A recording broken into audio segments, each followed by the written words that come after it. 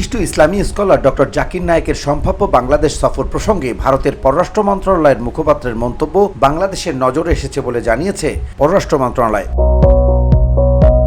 শনিবার পররাষ্ট্র মন্ত্রণালয়ের মুখপাত্র এস এম মাহবুবুল আলম বিষয়টি নিশ্চিত করেন। তিনি বলেন, ভারতের পররাষ্ট্র মন্ত্রণালয়ের মুখপাত্র একজন বিশিষ্ট ইসলামী স্কলার বা ধর্মীয় ব্যক্তিত্বের সম্ভাব্য বাংলাদেশ সফর প্রসঙ্গে যে মন্তব্য করেছেন তা আমাদের নজরে এসেছে।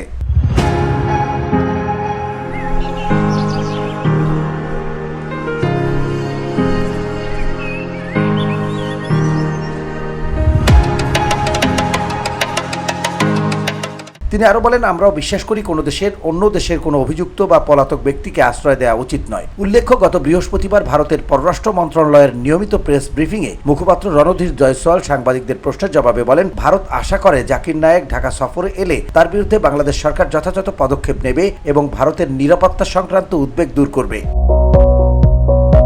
ব্রিফিংয়ে এক সাংবাদিকের প্রশ্নের জবাবে তিনি বলেন, তিনি একজন পলাতক আসামি, ভারতে তার খোঁজ চলছে, তাই আমরা আশা করি তিনি যেখানেই যাক সেখানকার লোকেরা তার বিরুদ্ধে যথাযথ ব্যবস্থা নেবে, আমাদের নিরাপত্তার উদ্বেগগুলো পূরণ করবে।